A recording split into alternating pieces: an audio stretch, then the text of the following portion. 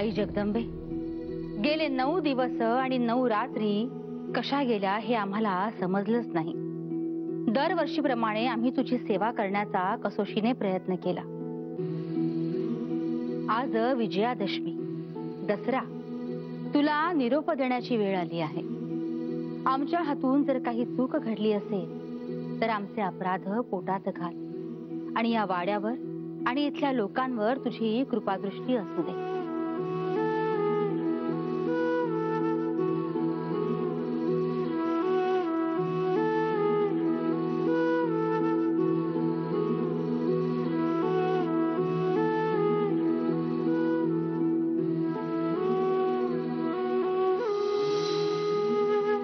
अंबे माते की जय, अंबे माते की जय।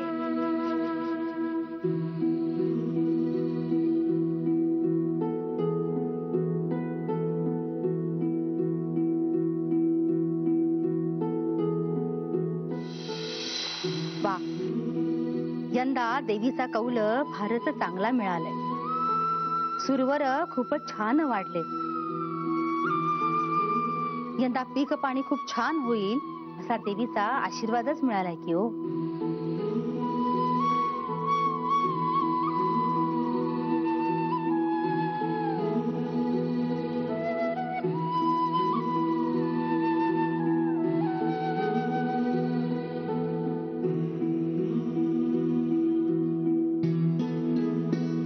नीलांबरा, या आता तुम्ही पूजा करून घ्या।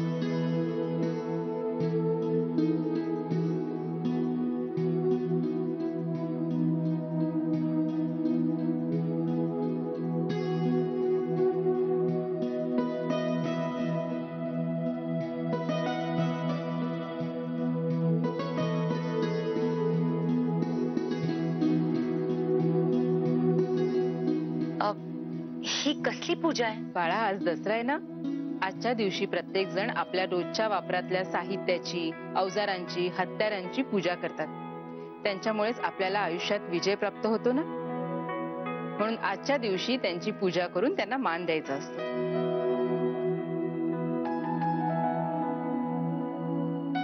पूर्वीच्या काळी पावसाळ्यानंतरचा काळ हा शत्रूवर चाल करून जाण्यासाठी उत्तम मानला जायचा। त्याचमुळे राजे याच काळात युद्धासाठी बाहेर पडत आणि त्यालाच सीमोल्लंघन असं म्हणत असत। त्याचमुळे शस्त्रांच्या पूजेला महत्त्व प्राप्त झालं। चला, तुम्ही पूजा करून घ्या आणि आपापले सुरवर काढून गावकऱ्यांमध्ये वाटून टाका।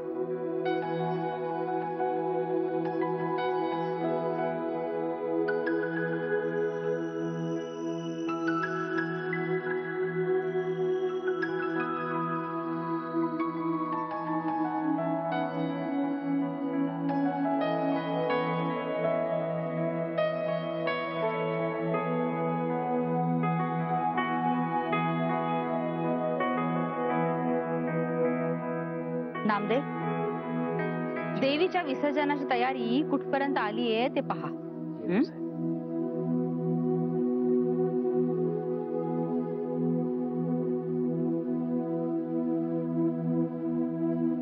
रेवा, आता तू पण पूजा करून घे आणि मग वर जाऊन अनयला काय हवं नको ते बघ। हं, मी जरा तयारी करते विसर्जनाची। हो।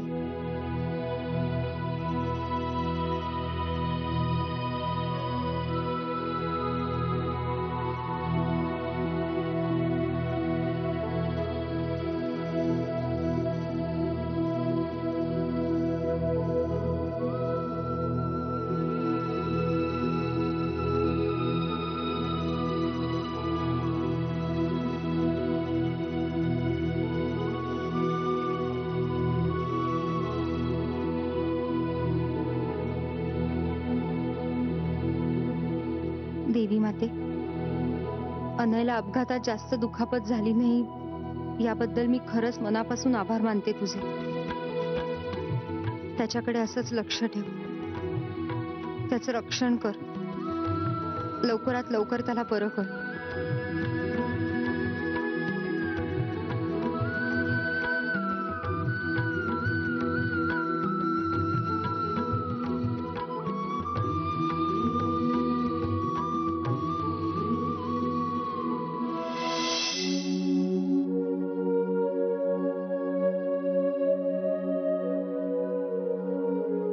काय ग, काय ठेवतेस एवढं लपवून? प्रियकराचं लव्ह लेटर. मग ठीक आहे. अनय,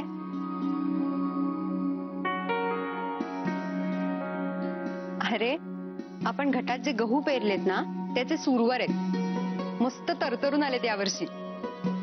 अगं ते काय पिंपळाचं पान वाटलं का तुला डायरीत ठेवायला? आणि तुला काय वाटलं त्या पिंपळाच्या पानासारखं त्याला सुद्धा जाळी धरणार आहे? उगाच हसू नकोस हा प्लीज. आणि तुला चांगलंच माहितीये मी कुठलीही गोष्ट कारणाशिवाय करत नाही. बाय द वे, तुझं बालपण खेड्यात गेलंय ना, मग तुला छोट्या छोट्या गोष्टी माहित नाहीयेत का? सॉरी मॅडम, पण मला खरंच माहित नाहीये. म्हणजे घरातल्या बायका ते काढून घेतात हे मला माहिती आहे, पण त्याचं पुढे काय करतात हे मला खरंच माहित नव्हतं. कसं आहे ना, नाही त्यासाठी थोडीशी जिज्ञासू वृत्ती असायला पाहिजे. ए, आता बस झाली माझी उलट तपासणी. सांग ना खरं काय ते. अरे हे अंकुर म्हणजे आपल्या भरभराटीचं, आपल्या समृद्धीचं प्रतीक आहे असं आऊसाहेबांनी सांगितलंय मला. आणि पुढच्या नवरात्रीपर्यंत हे असं जपून ठेवायचं असतं. तसं मी दरवर्षी डायरीत ठेवायचे हे, पण मला त्याचं महत्वच माहिती नव्हतं. मला आपलं असं वाटायचं की माझा दिवस छान जावा म्हणून ठेवायचे मी, आणि माझी आई तर तिजोरीत ठेवायची. तेव्हा छोट्या छोट्या गोष्टीतनं कसा आनंद शोधायचा हे तुझ्याकडनं शिकायला हवं. नाही, अरे दसरा इथेच संपत नाही काही. दसऱ्याची खरी मजा तर संध्याकाळी सुरू होते. हे तुला माहितीये, मुंबईत असताना ना आम्ही बिल्डिंग मधले सगळे या दिवशी खूप मजा करायचो. म्हणजे सगळे जमायचो आणि मस्त सोनं लुटायचो. आणि मी आणि वर्धा तर पिशव्या भरून भरून सोनं लुटायचो. मग मोठ्यांचे आशीर्वाद मिळायचे, त्याचबरोबर खाऊ बिस्किट, मस्त मजा करायचो. आणि आमच्यात ना पैज लागलेली असायची, सगळ्यात जास्त सोनं कोण लुटतंय. ऍज युजल दरवर्षी मीच जिंकायचे. सगळे इतके चिडायचे ना. काय झालं? ए, मी खोटं बोलत नाहीये हा. नाही, मला माहितीये तू कधीच खोटं बोलत नाहीस ते. मला हेवा वाटतो तुझ्या बालपणाचा. आमच्या नशिबी कधी असं बालपण आलंच नाही. म्हणजे मी गेलो होतो मुंबईला, पण ते माझ्या बालपणानंतर. त्यामुळे असा आनंद कधीच लुटता नाही आला. नाही, आनंद मिळवायला वयाची मर्यादा नसते, तो कधीही घेता येतो. चल आपण आजपासूनच सुरुवात करूया. आज दसरा आहे ना, माझं पण पैज लावूया. सगळ्यात जास्त सोनं कोण लुटतं. ओके? ए, वेडी आहेस काय? सगळे हसतील आपल्याला. आपण लहान होत का आता? घाबरतोस ना तू माझ्याशी पैज हरशील म्हणून? ए, मी काय घाबरत बिबरत नाही हा. चल लावली पैज.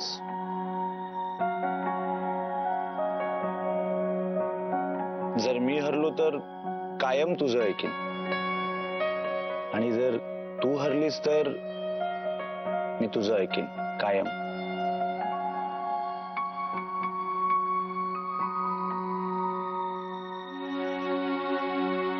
नाही, सोड. नाही, सोड ना. नाही, sorry sorry sorry sorry sorry, लागलं खूप.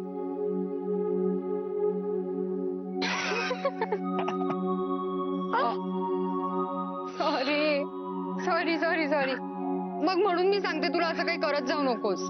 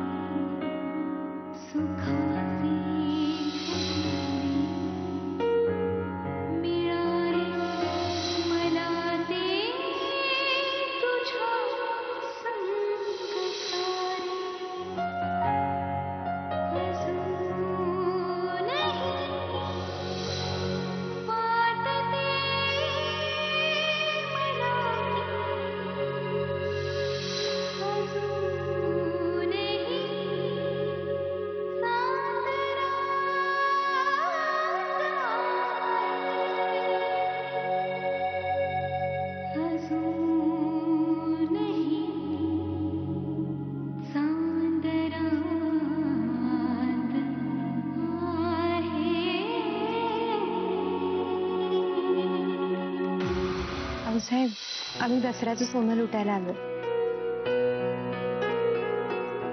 सदा सुखी राहा. साहेब हो.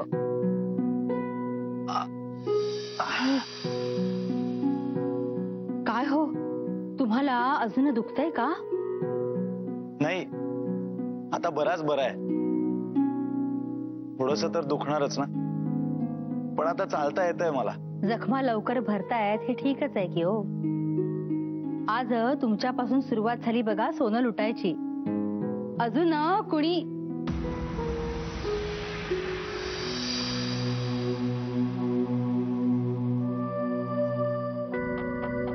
भाऊसाहेब, रोमिलाचा लग्नानंतरचा पहिलाच दसरा आहे ना, म्हणून खास सोनं लुटायला आली आहे ती.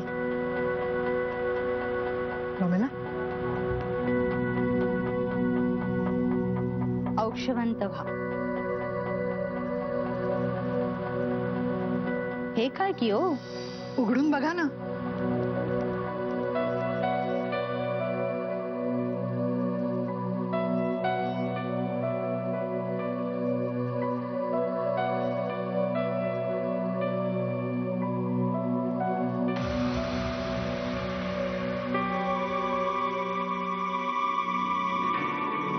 लग्नानंतरचा पहिलाच दसरा खोट्या सोन्यानं कसा साजरा करायचा ना, म्हणून खरं सोनं लुटतेय रोमिला. सगळ्यांनाच जमत नाही लग्नानंतरचा पहिला दसरा असा सोनेरी करायला, पण आपली रोमिला आहेच सोन्यासारखी. तिच्या समोर हे खरं सोनं सुद्धा फिकं पडेल अगदी. हो ना भाऊसाहेब? खरं आहे की हो तुमचं निलांबरा. पण एका गोष्टीचं आम्हाला फार आश्चर्य वाटतं बघा. इतकी वर्ष झाली पण तुम्हालाही या सणाचं महत्व कळलंच नाही की हो. खऱ्या सोन्याचा याच्याशी काहीही संबंध नाहीये बघा. पुराण काळातल्या घटनेचा या पानांशी संबंध आहे. पांडव जेव्हा वनवासाला गेले तेव्हा त्यांनी आपली शस्त्र शमीच्या झाडाच्या ढोलीत ठेवली होती. विराटाच्या दरबारात नोकर असताना त्यांचा अज्ञातवासाचा काळ संपत आला होता. अशातच विराटाच्या गायी चोरीला गेल्या. त्या काळी पशुधन हे फार मोठं धन मानायचे. हे कळताच अर्जुनाने शमीच्या झाडामधली शस्त्र काढली आणि तो लढायला गेला आणि त्याने गायी परत आणून दिल्या.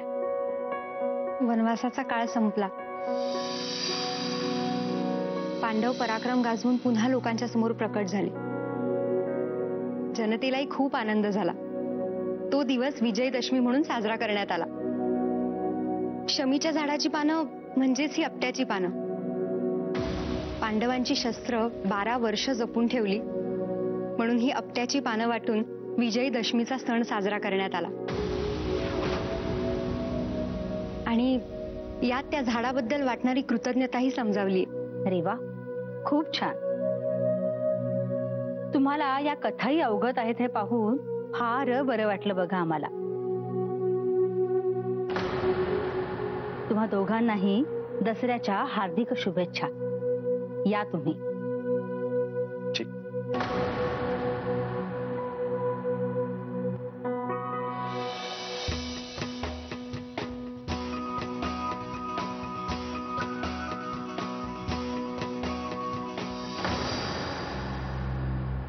निलांबरा, रोमिला अजून भारतात रुळायचे. त्यांना आपले सणवार नेमके कशासाठी साजरे होतात ते नीट कळू द्या. उगाच सणवार आणि चालीरीतींबद्दल त्यांचा गैरसमज नको की हो व्हायला. समजलं?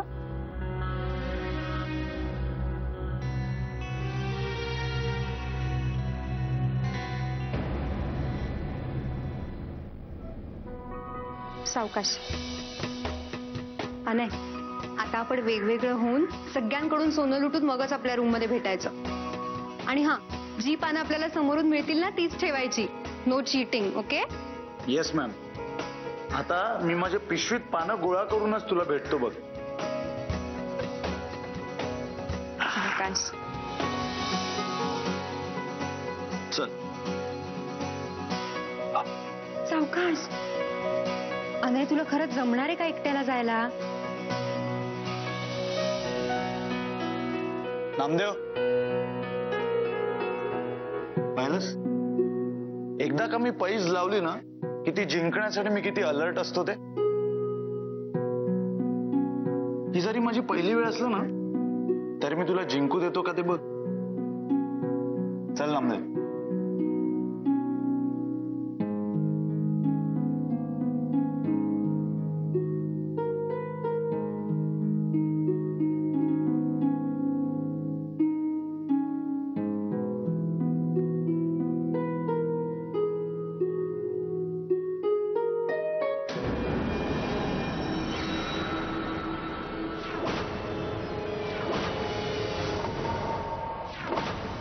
काय रेवा, आता अगदी आनंदात असशील ना? आऊसाहेबांनी एवढं कौतुक केलं तुझं. कुणासमोर कसा मोठेपणा मिरवायचा तुला अगदी बरोबर कळतं. माफ करा, मला ती कथा माहिती होती म्हणून मी सांगितली. पण तुम्हाला जर राग आला असेल तर आय एम सॉरी. मला राग आला म्हणून तू जर मला सॉरी म्हणायचं ठरवलंस ना तर आयुष्यभर फक्त सॉरी म्हणत राहावं लागेल तुला. आणि तसंही तुमच्यासारख्या लोकांवर आम्ही काय रागवायचं ग? मध्यमवर्गीय माणसं तुम्ही, जुन्या गोष्टींमध्ये जगणार आणि जुनं तेच कुरवाळत बसणार. पुराणातलं हे एवढं सगळं माहीत असणारच तुला. दुसरा विरंगुळा काय असतो तुम्हाला? आजीच्या गोष्टी आणि पुराणातली वांगी. अहो पण हेच तर आपली परंपरा, आपले संस्कार टिकवून असतात ना. आणि या सणांची जर सुरुवातच झाली नसती तर थोड्या मोठ्यांचे पराक्रम पुढच्या पिढीला कळलेच नसते. तुमच्यासारख्या मोठ्यांकडूनच तर आम्ही लहानांनी शिकायचं असतं ना.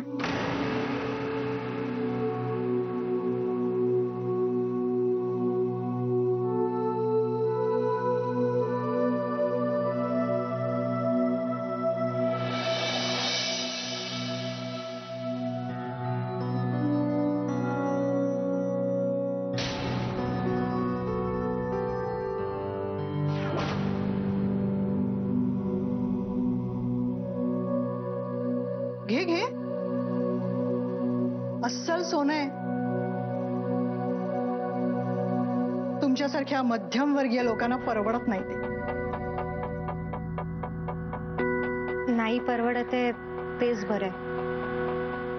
अशा खऱ्या सोन्यानी जर सण साजरे केले तर गरिबांनी सण कसे साजरे करायचे? उलट या पानामुळेच तर गरीब मुलांना परंपरेचं महत्त्व कळतं. त्यामुळे मला हेच दे.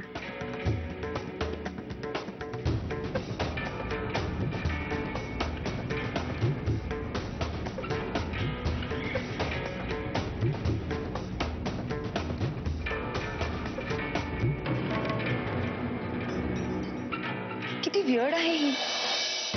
वस्तूंचं महत्व पण नाही कळत हिला. नोकरांसाठी आणलेलं पान काय मागते? नोकरांच्याच खानदानातली आहे ना, शेवटी रक्तावरच जाणार.